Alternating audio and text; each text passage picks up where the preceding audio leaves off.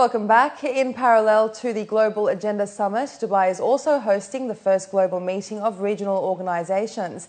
It provides a platform where leaders can meet as a global community, share best practices, as well as discuss common challenges and risks that will benefit global public interest. This year's summit on the global agenda is being co-chaired by His Excellency Sultan bin Saeed Al Mansouri, Minister of Economy of the UAE, and Sami Dahin Al Kamzi, Director General of the Department of Economic Development. Al Kamzi said hosting the summit once again in the Emirate is a clear testament to its growing prominence as a host city of global events that discuss issues significant to the world. The outcome of the Global Agenda Councils forms the basis of the annual WEF to be held in Davos in 2013. Officials speaking at the event highlighted the success and economic growth of Dubai and the UAE. While it had not been immune to global challenges, it has persevered amidst difficulties, grew its trade sector amongst others, and diversified successfully. This shows us one thing, that Dubai always attracts talent and always work for the future. In the introduction of the speak, you heard the speakers, they are talking about change, they are talking about a lot of challenges coming, but they talk about something, the model of Dubai, how Dubai is adapt with the vision of His Highness Sheikh Mohammed, how the UAE is moving forward to be a platform to gather all the knowledge, to be here and to be a base for any creative idea that would like to sustain and grow bigger and bigger. I hope the summit in 2 days will add more to the society, to the community. You see a huge group of people, different nationality, they are adding to the society, and hopefully we will get out with great ideas how we move forward.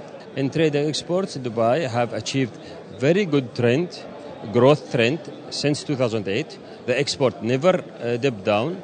It was growing very fast at the rate almost 40%. Average for the last 4 or 5 years. And the figures for the first 6 months of this year also showed growth in total trade. Last year, the direct trade was around 700, excluding free zones. With free zones, was around 1.1 trillion. I think from the figures of the first 6 months, we will exceed the 700 for the total trade, and we will exceed for the total trade, including free zone. The retail industry in the UAE contributes 30% towards the country's GDP and continues to attract international brands and tourists from across the globe, as revealed today at the annual retail conference in Dubai.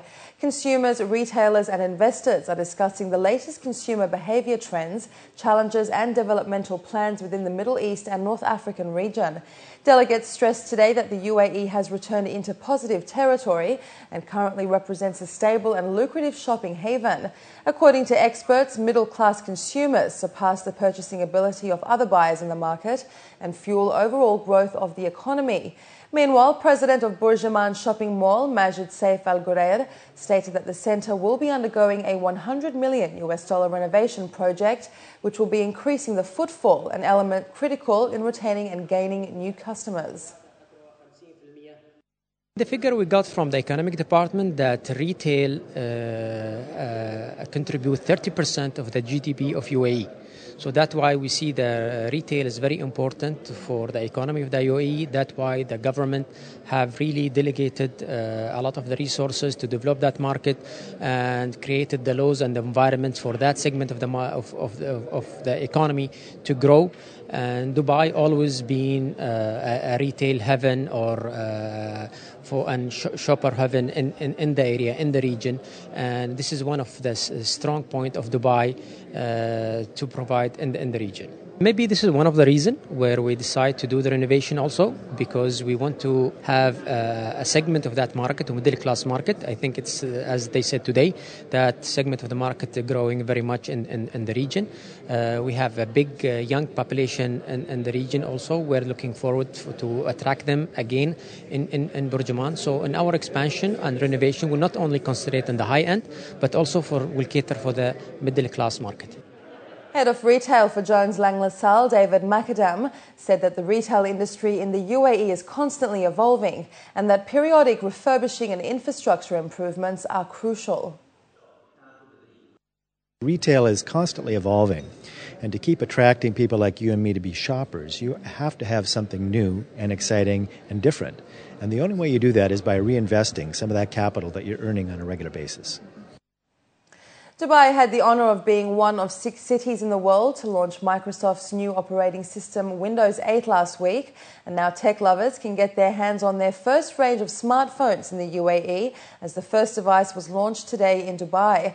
With Windows 8, end users have the opportunity to have the same features for their desktops, laptops, tablets and smartphones and have the same interface across all platforms. Nokia is the first company to launch its new mobile devices with Windows 8 and launched its Nokia Lumia 920 and 820 range, which is also Arabic-enabled. Nokia also revealed that Du is the exclusive telecom carrier in the UAE. Officials at the launch revealed how consumers today are more focused on sharing through devices and that it is more a battle of ecosystems rather than devices. So we've launched these 2 new devices primarily because we now officially have Windows devices that offer Arabic. Arabic is key for the local market in the UAE and in the Middle East. For us, this is about a battle of ecosystems, not just devices. So the operator, Microsoft, Nokia, as well as all the different companies that develop apps together will drive this ecosystem to the next level. So UAE is a very vibrant marketplace. Consumers are very, very modern. They're up with all the latest trends. One thing that's definitely something that's wanted by most consumers is the ability to share. And what people want to do is share where they are, share what they see. Let's take a look at the stock indices across the GCC.